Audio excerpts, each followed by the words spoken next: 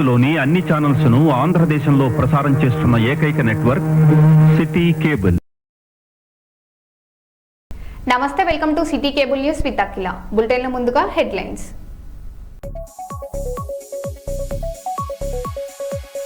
శ్రీరాముడు అందరివాడు, సామాజికవేత్త సయ్యద్ హుస్సేన్ వ్యాఖ్యలు వైరల్.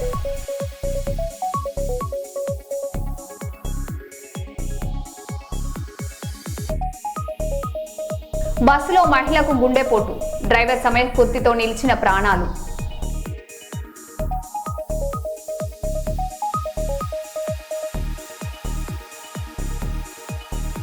శ్రీశైలం జలాలు రాయలసీమకు విడుదల చేయాలి, నంద్యాలలో రైతు సంఘాల వినతి.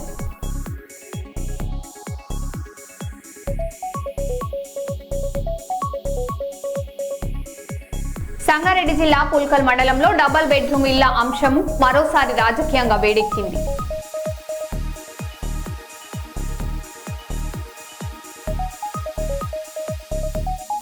మన్యంలో ఏనుగుల భీభత్సం, పంటలు ఇల్లు ధ్వంసం, భయంతో పరుగులు తీసిన గిరిజనులు.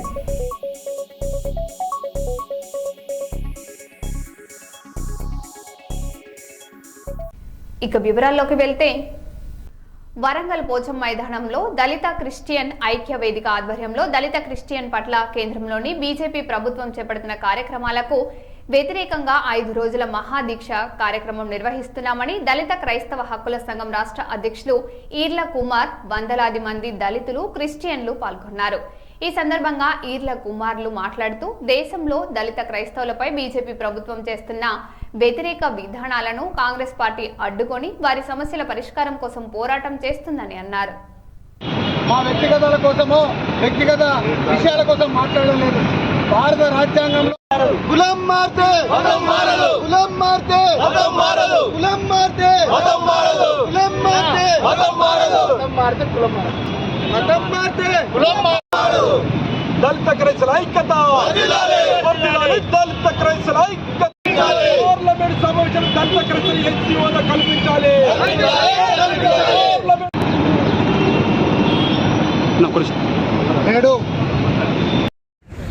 దళిత క్రైస్తవులకు ఎస్సీ హోదా కల్పించాలనే డిమాండ్ తోటి ఎస్సీ ప్రెసిడెన్షియల్ ఆర్డర్ను సవరణ చేయాలనే ఉద్దేశంతో కేంద్ర ప్రభుత్వం మీద ఒత్తిడితోటి ఈరోజు 2వ రోజు దళిత క్రైస్తవ శాంతియుత మహాదీక్షలు నిర్వహించడం జరిగింది.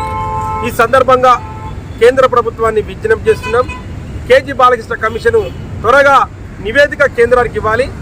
ఎందుకంటే రంగరాజు మిశ్ర కమిషను గతంలో 2004 నుంచి 2007 వరకు నివేదిక ఏదుందో ఆ సిఫారసు కేంద్రానికి పంపారు. అదే రీతిగా అందులో ఉన్న సారాంశాన్ని, అందులో ఉన్న దళిత క్రైస్తవులకు ఉన్న అన్యాయము నష్టము ఏం జరిగిందని స్పష్టంగా ఇచ్చిళ్ళు. దాన్ని ఆధారం తీసుకొని, దాన్ని ఆలోచన తీసుకొని కేజీ బాలకృష్ణ కమిషన్ త్వరగా కేంద్రానికి పంపాల్సిన అవసరం ఉన్నది. ఇది ఆగస్టు 3 నుండి 7 వరకు 5 రోజుల దీక్ష కొనసాగుతుంది. ఈరోజు 2వ రోజు దీక్షలో సంఘీభావం తెలిపిన కాంగ్రెస్ పార్టీ ఇక్కడ ఉన్న పెద్దలందరూ మాకు మద్దతు ఇచ్చారు. అదేవిధంగా 7వ తారీఖు తర్వాత ఆగస్టు 10వ తారీఖున దళితులకు మత స్వేచ్ఛ హక్కును కాలరాసిన రోజు బ్లాక్ డే నిరసన సందర్భంగా ఈరోజు హన్మకొండ అంబేద్కర్ నుంచి కాళోజీ సెంటర్, వరంగల్ జిల్లా కలెక్టర్ వరకు ఒక ప్రదర్శన, శాంతియుతమైన ప్రదర్శన నిర్వహించబోతున్నాం. ఈరోజు ఆ రోజు దళిత క్రైస్తవులు, దళిత సమాజము, ఎస్ఎస్టీ బీసీ మైనార్టీ సమాజం మొత్తం ఈరోజు దేశవ్యాప్తంగా జరుగుతున్న నిరసనలో, హన్మకొండ అంబేద్కర్ నిరసనలో మీరు అందరూ పాల్గొనాల్సిన అవసరం అనేది మీ అందరికీ విజ్ఞప్తి చేస్తూ కోరుతున్నాం. ఈరోజు ఈర్ల కుమార్ గారి ఆధ్వర్యంలో పోరాటం, నిరాహార దీక్ష చేస్తున్నాము. ఎందుకంటే ఇన్ని సంవత్సరాలు లేనిది దళితులకు క్రైస్తవ హోదా తీయాలి, క్రైస్తవులుగా ఉండే దళిత హోదా తీసేయాలనే నీచమైన ఆలోచన మానుకొని, మరి ఇన్ని సంవత్సరాలు స్వాతంత్రం వచ్చినప్పటి నుండి ఇంత ఉద్రిక్తి అది లేదు. మరి ఎందుకు ఇలా చేస్తున్నారు? ఏంటి సమస్యలు? మా సమస్యలు ఎవరికి చెప్పకుండా తీరడం లేదా? మరి పార్లమెంట్లో దీన్ని వెంటనే బిల్లు ప్రవేశపెట్టి ఆ దళితులకు, క్రైస్తవులకు, ఇప్పుడు కులం మారినంత మాత్రాన మన హక్కు కోల్పోం కదా, మనము క్రైస్తవులంత మాత్రాన హరిజనులం కాకుండా పోం కదా, భారతీయులం కాకుండా పోం కదా. మరి ఎందుకు ఈ విధంగా చేయడం జరుగుతుంది? మరి మనిషి లోపల వ్యత్యాసాలు ఎందుకు తీసుకురావడం జరుగుతుంది? మరి కుల వ్యవస్థీకరణ తీసేసినప్పుడు అందరూ సంతోషంగానే ఉంటారు. ప్రతి విషయంలో అంటరానితనంగా చూస్తూ, అన్ని విషయాలలో దూరం పెడుతూ మరి ఎందుకు ఈ యుక్త చూపుతున్నారు? మరి అనే విషయం పైన దళితులందరూ భారతదేశంలో ప్రతి వాడలో దళిత వాడలలో ప్రతి కూడలలో ఈ విధంగా నిరసన తెలిపినా మరి గవర్నమెంట్కి ఎలాంటి చీమగొట్టినట్టు కూడా ఉండడం లేదు. మరి దీన్ని ప్రజలు కూడా ఆలోచించాలి. ఎందుకంటే మన లోపల ఐక్యత భావాలు తీసేసి మనల్ని పరిపాలించడానికి ప్రయత్నం చేస్తున్నది కానీ వాళ్ళందరూ ఐక్యత కలుగుందామని చెప్పి అనడం లేదు. మరి దీన్ని కూడా మీరు అందరూ ఆలోచించాలి. హిందూ సోదరులైనా ముస్లిం సోదరులైనా ఎవరమైనా మనందరం ఐక్యత ఉండడానికే ప్లాన్ చేస్తాం. తెలంగాణ ఆయుష్ జాయింట్ యాక్షన్ కమిటీ జేఏసీ పిలుపు మేరకు ఆయుష్ హౌస్ సర్జన్లు తమ సమస్యల పరిష్కారం కోసం నేటి నుండి నిరవధిక సమ్మె చేపట్టారు. వరంగల్లోని అనంతలక్ష్మి ప్రభుత్వ ఆయుర్వేద వైద్య కళాశాల ఆసుపత్రి ప్రాంగణంలో ఈ ఆందోళన కార్యక్రమాన్ని ప్రారంభించారు. పెరుగుతున్న ఖర్చులకు అనుగుణంగా తమ స్టైపెండ్ను తక్షణమే పెంచాలని కోరుతున్నారు. తమ న్యాయమైన డిమాండ్లపై 15 రోజుల క్రితమే కళాశాల ప్రిన్సిపల్, ఆసుపత్రి సూపరింటెండెంట్కు వినతి పత్రాలు ఇచ్చినా ఎలాంటి పురోగతి లేకపోవడంతో సమ్మెకు దిగక తప్పలేదని స్పష్టం చేశారు. ఆంధ్రప్రదేశ్లో 23,000 రూపాయలు ఇస్తున్న తెలంగాణలో మాత్రం 13,000 రూపాయలే ఇస్తున్నట్లు తమ ఆవేదనను వ్యక్తం చేశారు. ప్రభుత్వం వెంటనే స్పందించి సమస్యలను పరిష్కరించకపోతే ఆందోళనను మరిన్ని రూపాల్లో తీవ్రవతం చేస్తామని స్పష్టం చేశారు. We want justice. We want students' power. Nation's power. Students' power. Nation's power. We want justice. Penchali, penchali. I want justice. हमारी मांगे पूरी करो. We want justice. We want justice. We want justice. We want Ayurveda की रक्षा कौन करेगा? कौन करेगा? हम करेंगे. आयुर्वेदा की रक्षा कौन? Stipend hike. Our right. Stipend hike. Our right. We want student power. Nation's power. Student power. Nation's power. చెప్పండి మీ పేరు చెప్పండి. ఐఎమ్ డాక్టర్ కీర్తన. ఇప్పుడు హౌస్ సర్జన్గా చేస్తున్నాం గవర్నమెంట్ ఆయుర్వేదిక్ హాస్పిటల్ వరంగల్. ఈరోజు మేము స్ట్రైక్ చేయడానికి రీజన్ చాలా ఇయర్స్ నుంచి మాకు రావాల్సిన స్టైఫండ్ అనేది హైక్ అవ్వట్లేదు. చాలా ఇయర్స్ నుంచి ఎంత ఉందో అంతనే ఉంది. అలోపతి వాళ్ళకి మాత్రం ఎవ్రీ టైం హైక్ అనేది జరుగుతుంది. కాకపోతే ఏంటంటే మేము కూడా సేమ్ సర్వీస్ చేస్తాం, సేమ్ డ్యూటీ అవర్స్ ఉంటాయి. వాళ్ళకి ఎంత నైట్ షిఫ్ట్స్ ఉంటాయో మాకు అంతే ఉంటాయి. ప్లస్ మేము వెళ్ళి కరీంనగర్ హాస్పిటల్లో కూడా 3 months చేస్తాము. We do everything like same, అన్నీ సేమ్ చేస్తాం, సేమ్ సర్వీస్ ఉంది. మాకున్న రిసోర్సెస్లో మేము ఎంతవరకు చేయగలమో అన్నీ చేస్తున్నాం. బట్ స్టైఫండ్ మాత్రం వాళ్ళకి మాకు దగ్గరలో కూడా లేదు. అంతెందుకు ఏపీలో సేమ్ ఆయుష్ వాళ్ళకి 26,000 వస్తుంది, మాకు జస్ట్ దాంట్లో హాఫ్ 13,000 వస్తుంది. మరి వాళ్ళు కూడా ఆయుష్ కదా, అక్కడ వాళ్ళు ఎందుకు ఇస్తున్నారు అంటే దే నో ద వాల్యూ. మన వాళ్ళు ఎందుకు గుర్తించట్లేదు? మేము ఉన్న రిసోర్సెస్లో మేము ఎంత చేయాలో అంత చేస్తున్నాం. మాకు అసలు వాల్యూయే లేదు. మొత్తం ఆయుష్ డిపార్ట్మెంట్ అంతని చిన్న చూపు చూసేస్తున్నారు. ఎందుకు? మేము కూడా సేమ్ అవర్స్ వర్క్ చేస్తున్నాం, మేము కూడా వాళ్ళకే డ్యూటీస్ ఇస్తాం, మాకు కూడా నైట్ షిఫ్ట్స్ ఉంటాయి. అన్నీ చేస్తున్నప్పుడు వాళ్ళకి ఎంత వాల్యూ ఇస్తారో మాకు కూడా అంతే ఇవ్వాలి కదా. This is our demand. Please increase the stipend. మా స్టూడెంట్స్ ఫ్యూచర్ దృష్టిలో పెట్టుకొని కొంచెం నిర్ణయాలు మంచిగా తీసుకుంటే బాగుంటుంది. Thank you. రాష్ట్రంలో వ్యవసాయం, ఎరువుల సరఫరాపై రైతులు అసంతృప్తి వ్యక్తం చేస్తున్నారు. యూరియా పొందడంలో ఇబ్బందులు ఎదురవుతున్నాయని, ఆన్లైన్ విధానం గ్రామీణ రైతులకు భారంగా మారిందని అంటున్నారు. గత ప్రభుత్వ హయాంలో సాగునీటి పరిస్థితి మెరుగ్గా ఉండేదని, ప్రస్తుతం రైతులు పలు సమస్యలను ఎదుర్కొంటున్నారని అభిప్రాయపడుతున్నారు. రైతాంగ సమస్యల పరిష్కారంపై ప్రభుత్వం మరింత దృష్టి సారించాలని వారు కోరుతున్నారు. 4 ఎకరాలకు ఇస్తున్నా పోనీ రైతు బీమా 2 ఎకరాలకు ఇస్తాను, రైతు భరోసా అన్నాడు. 2 ఎకరాలకు ఇస్తాను. 2 ఎకరాలకు ఎట్లా? కేసీఆర్ ఉన్నప్పుడు ఎట్లా? కేసీఆర్ సూపర్. కేసీఆర్ దయవల్లనే ఈ పాటికి కాలువ వచ్చింది. లేకపోతే కాలువ రాకపోవు, ఈ నీళ్లు రైతు దూరపు. ఆ నీళ్ళు ఎక్కడి నుంచి వస్తున్నాయి? మన గణపూర్ తిరవాలి. అంటే కాళేశ్వరం నుంచి వచ్చేటియే కదా అక్కడ నుండి ఇప్పుడు పంపుతారని. కాళేశ్వరం అయితే కాళేశ్వరం ద్వారా ఒక గుంట భూమి కూడా పండియలేదు మేము కాంగ్రెస్ వాళ్ళం. అయినా కూడా నీళ్ళు అవసరం లేని కాళేశ్వరం కట్టిరు అంటారు కాంగ్రెస్ వాళ్ళు. తప్పది. రైతు అక్కడ ఎంత ఇబ్బంది పడతాను ఇప్పుడు నీళ్ళు రాకపోతే. ఇబ్బంది ఉందా మీకు? ఇబ్బంది. ఇప్పుడు ఈ కాలువ వస్తే మాకు చాలా సంతోషం ఉంది కదా. ఇంతవరకు కాలువ రావట్లేదు, వస్తలేదు ఇంకా. ఎందుకే మీరు రైతుల పట్ల మరి ఇంత కోపం ఎందుకు? కాలువిడు అంటే రక్తం చల్లుర్రే అని అంటాడు, పనికి రాదని అంటాడు. ఈయనకు సాధారణ ప్రభుత్వం ఇప్పుడు శాతగాని పరిపాలన చెప్తాను, సరైన పరిపాలన చెప్తే ఒక రైతు రాజు చెప్తా అంటే రైతు పక్ష వ్యాధి కావాలి.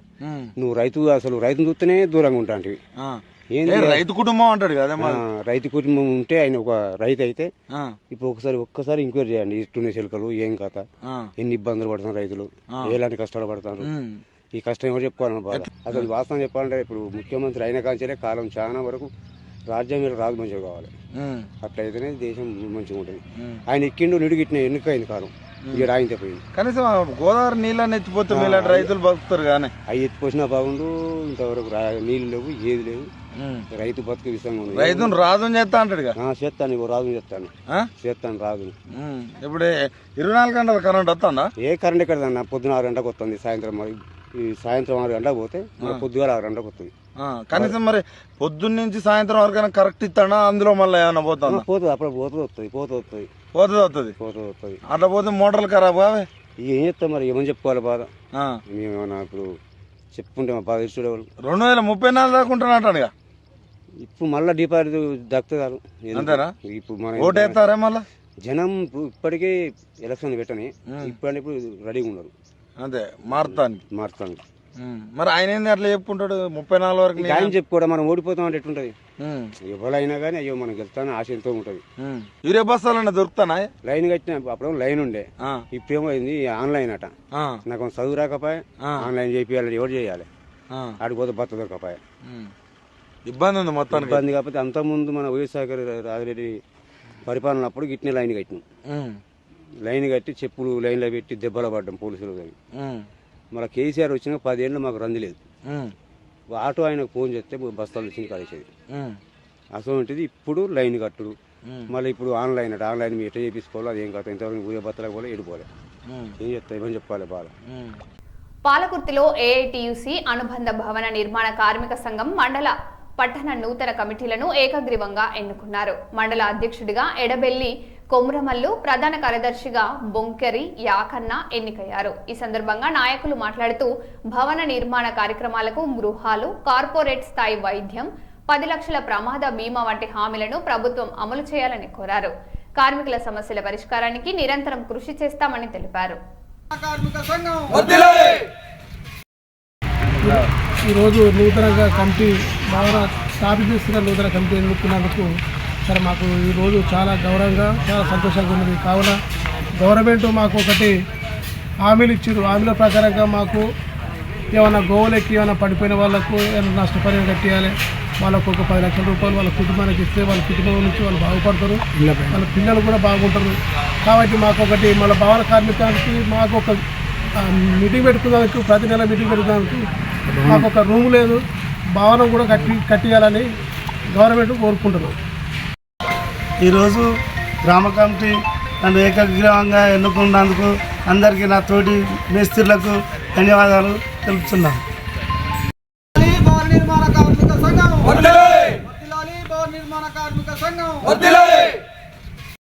రాష్ట్రంలో రైతుల సమస్యలపై తీవ్ర ఆందోళన వ్యక్తం చేస్తూ బీఆర్ఎస్ నేతలు కాంగ్రెస్ ప్రభుత్వంపై విమర్శలు గుప్పిస్తున్నారు. వర్షాభావం, సాగునీటి కొరత, విద్యుత్ సమస్యలతో రైతులు తీవ్ర ఇబ్బందులు ఎదుర్కొంటున్నారని ఆరోపిస్తున్నారు.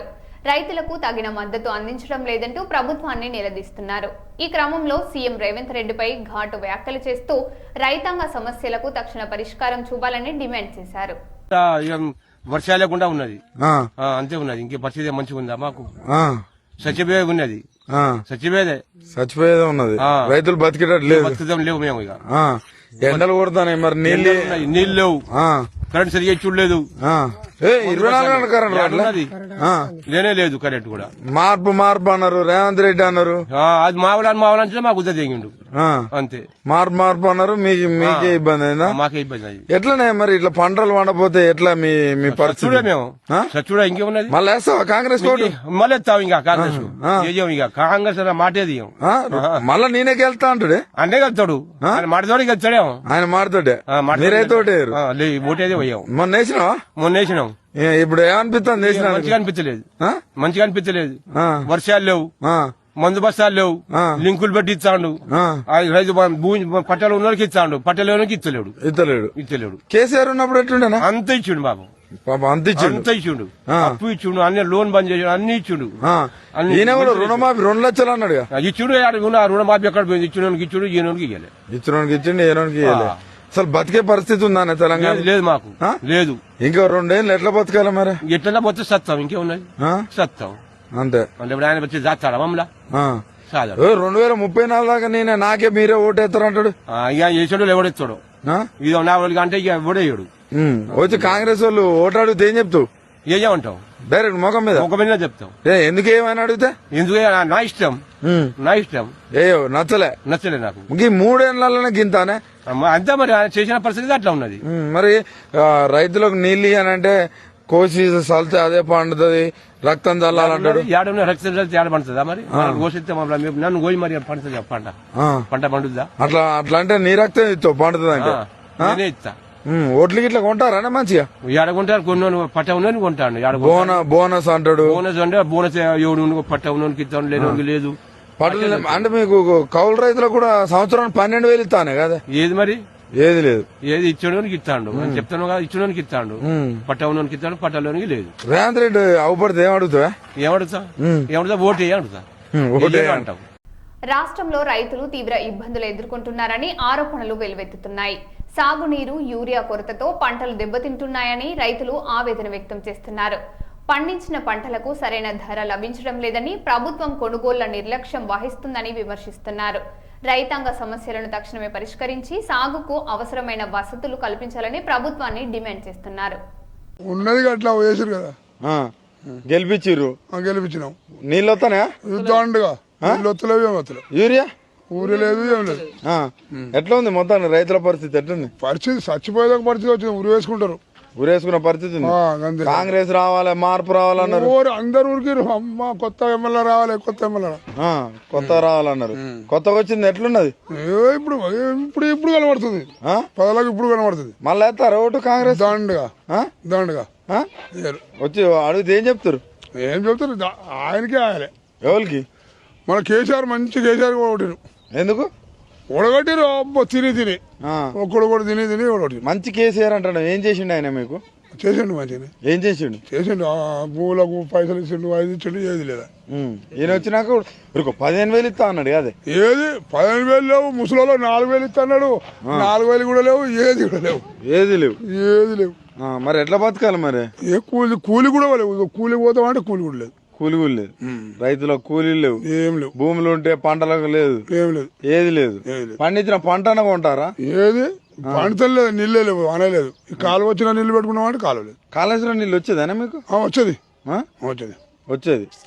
మరి ఇప్పుడు ఆయన ఏమంటున్నాడు? అసలు కాళేశ్వరం నీళ్ళే పనికి రావని రేవంత్ రెడ్డి అంటుండే. ఇప్పుడు ఎట్లా చూస్తారా రేవంత్ రెడ్డి మాటలు? ఏమో మళ్ళీ వచ్చి ఓటు అడిగితే ఏం చెప్తావు? ఏనంట డైరెక్ట్ మొగం మీద. ఏది ఇప్పుడు? అప్పుడు 10 సంవత్సరాలు పోయింది కాలం. ఇప్పుడు ఇది గెలిపిస్తే ఇప్పుడు పోయింది, మళ్ళీ పోయింది. ఇబ్బంది అవుతుంది మొత్తానికి. మొత్తం ఇబ్బంది. రైతులు బతికే పరిస్థితి ఉందా? లేదు. ఇప్పుడు ఏం బతారు? దండగా బాకీ లేదు, ఊరు వేసుకొని చేస్తారు, అన్ని ఆగమైపోతాయి. 2034 దాకా నేనే అంటాడుగా. ఏడు దండగా మళ్ళీ కూడా వెళ్తా అంటాడు. దండగా ఆయన అనుకుంటాడు కానీ దండగా ఆయన ముఖం చూసి ఓటేస్తారా? ఏరు రైతును రాజుని చేస్తా అంటాడుగా. దండగా ఏది రాజు దొరలే దండగా. మహిళలకు ఫ్రీ బస్ అన్నాడు. ఒక్కళ్ళకి ఇచ్చిండు ఫ్రీ బస్. వాళ్ళు కూడా బస్సులే పోతులే పాపం. వాళ్ళు రాత్రి అయితే ఆడిని సచ్చి ఆడిని అంటారు. వాళ్ళది ఇబ్బంది ఉంది. కల్తీ మసాలాలు తయారు చేస్తున్న వారిపై పోలీసులు చర్యలు తీసుకోవడం అభినందనీయమని పలువురు అభిప్రాయపడుతున్నారు. అయితే కల్తీ నేరాలకు సంబంధించిన చట్టాలను మరింత కఠినం చేయాలని డిమాండ్ చేస్తున్నారు. నేరస్తులపై పీడీ యాక్ట్ వంటి కఠిన చర్యలు తీసుకోవడంతో పాటు వారి వివరాలను ప్రజలకు వెల్లడిస్తే అవగాహన పెరుగుతుందని సూచిస్తున్నారు.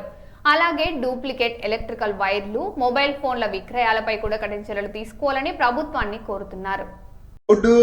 అలర్ట్ నేషన్ హెచ్ ఫాస్టర్ పోలీస్ డిపార్ట్మెంట్ వాళ్ళు దాదాపు మన కాటేదాన్ కానీ, బాలాపూర్ కానీ, అదేవిధంగా మేలార్దోపల్లి కానీ ఇక్కడ డూప్లికేట్ మసాలా తయారు చేసే వాళ్ళకి అరెస్ట్ చేసినారు. చాలా పెద్ద ఎత్తున వాళ్ళ దగ్గర డూప్లికేట్ మసాలాలు కానీ, ఆ మసాలాల్లో కలిపే కెమికల్ కానీ చాలా వరకు వాళ్ళు స్వాధీనం కూడా చేసుకున్నారు మన పోలీసులు. నిన్న కమిషనర్ గారు బాజప్తా మీడియా ముఖంగా లవంగాలు కానీ ఇంకా వేరే వేరే మసాలాలో కానీ ఏ విధంగా వీళ్ళు కెమికల్ కలుపుతున్నారు, వాటర్లో కూడా వేసి కెమికల్ ఏ విధంగా డైవర్ట్ అవుతుంది అది కూడా కమిషనర్ గారు చూపెట్టినారు.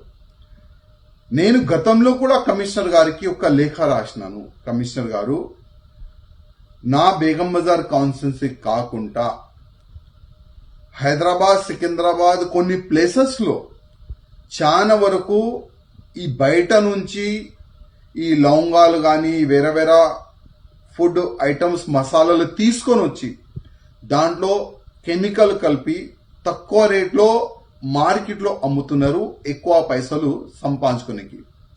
ఎట్టి పరిస్థితుల్లో దానికి సపరేట్ గా ఒక డిపార్ట్మెంట్ తయారు చేసి వాళ్ళపైన చర్యలు తీసుకోవాలని గతంలో కూడా నేను ఒక లేఖ రాసినాను. మన పోలీస్ డిపార్ట్మెంట్ నుంచి చాలా మంచి పని నడుస్తుంది. ఎవరెవరు ఈ డూప్లికేట్ మసాలాలు తయారు చేస్తున్నారు, అమ్ముతున్నారు, వాళ్ళు కూడా అరెస్ట్ చేస్తున్నారు. దానికి మా కమిషనర్ గారికి మొత్తం టీంకి హృదయపూర్వకంగా ధన్యవాదాలు.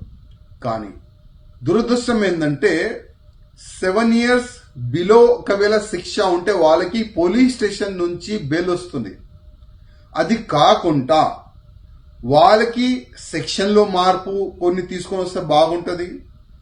వాళ్ళు పైన పీడీ యాక్ట్ వేస్తే చాలా బాగుంటది.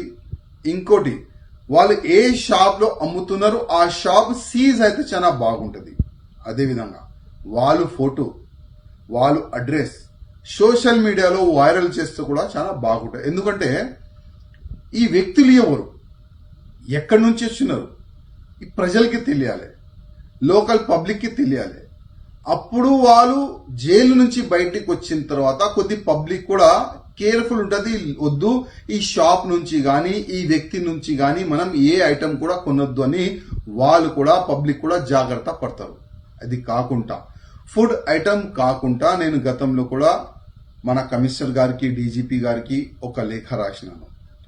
ఈ డూప్లికేట్ వైర్లు, డూప్లికేట్ ఎలక్ట్రిక్ సామాను చాలా వరకు మన కోఠి, సుల్తాన్ బజార్ ఈ క్షేత్రంలో అమ్ముతున్నారు. అది కూడా బిలో 7 years శిక్ష ఉంటే పోలీస్ స్టేషన్ నుంచే వాళ్ళకి బెల్ వస్తుంది. అంటే ఎవరైనా పెద్ద బిల్డింగ్ కడితే ఆ బిల్డింగ్ లో హౌస్ వైరింగ్ చేస్తే అదే డూప్లికేట్ వైర్ ఉంటే ఒకవేళ మంటలు వచ్చి ఆ బిల్డింగ్ కాలిపోయి కొంతమంది చనిపోతే ఆ నేరం చేసే వాళ్ళకి ఎంత శిక్ష? Below 7 years. పోలీస్ స్టేషన్ నుంచే బాజప్తా వాళ్ళకి ఈ స్పాట్ బెయిల్ ఇస్తున్నారు. దాంట్లో కూడా మార్పులు తీసుకొని వస్తే చాలా బాగుంటది. వాళ్ళు కూడా ఆ మొత్తం షాప్ సీజ్ కావాలి, ఆ వ్యక్తి పైన పీడీ యాక్ట్ వేయాలి, ఆ వ్యక్తి ఫోటో కూడా వైరల్ చేస్తే చాలా బాగుంటది. ఇది కాకుండా జగదీష్ మార్కెట్ లో పెద్ద పెద్ద ఫోన్, ఐఫోన్ అట్లాంటి కూడా డూప్లికేట్ అమ్ముతున్నారు. శాంసంగ్ ఫోన్లు కూడా డూప్లికేట్ తయారు చేసి అమ్ముతున్నారు. ఎక్కడో తెలంగాణ కాకుండా వేరే వేరే స్టేట్ లో కూడా దొంగతనమైన ఫోన్లు జగదీష్ మార్కెట్ లో అమ్ముతున్నారు. అంటే పోలీసు వాళ్ళకి చాలా పని ఉన్నది. ఫోన్లు దొంగతనం, ఫోన్లు అమ్మే వాళ్ళకి అరెస్ట్ చేయాలి, డూప్లికేట్ ఫుడ్ తయారు చేసే వాళ్ళకి అమ్మాలి, అరెస్ట్ చేయాలి, ఈ ఎలక్ట్రిక్ సామాన్ డూప్లికేట్ అమ్మే వాళ్ళు కూడా అరెస్ట్ చేయాలి. దానికి మా కమిషనర్ గారికి రిక్వెస్ట్ చేస్తున్నా, దీనికి ప్రత్యేకంగా ఒక సపరేట్ గా ఏ విధంగా ఈ డూప్లికేట్ ఫుడ్ తయారు చేసే వాళ్ళకి అరెస్ట్ చేయడానికి ఒక టీం తయారు చేసినారు, అదే విధంగా ఈ ఎలక్ట్రిక్ సామాన్ గానీ, ఈ డూప్లికేట్ ఫోన్ గానీ, దొంగతనం ఫోన్ గానీ అమ్మే వాళ్ళు కూడా అరెస్ట్ చేయడానికి ఒక సపరేట్ గా ఒక టాస్క్ ఫోర్స్ తయారు చేస్తే చాలా బాగుంటది. అదే విధంగా మరి రేవంత్ రెడ్డి గారికి రిక్వెస్ట్ చేస్తున్నా, ఈ వచ్చే అసెంబ్లీ సెషన్ లో ఈ సెక్షన్ లో మార్పుల గురించి ప్రత్యేకంగా ఒక జియో తీసుకొని వస్తే చాలా బాగుంటది. ఎందుకంటే పోలీస్ స్టేషన్ నుంచే బెయిల్ వీళ్ళకి వస్తే ఇంకా వీళ్ళు రెచ్చిపోతారు.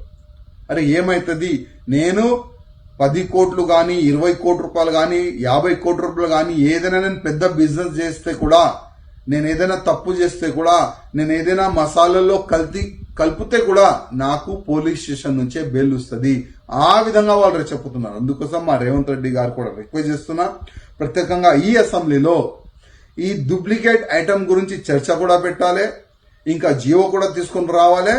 సెక్షన్లో మార్పు తీసుకొని వస్తే చాలా బాగుంటుందని మా ముఖ్య మరో బులెటిన్లో మళ్ళీ కలుద్దాం. Stay tune.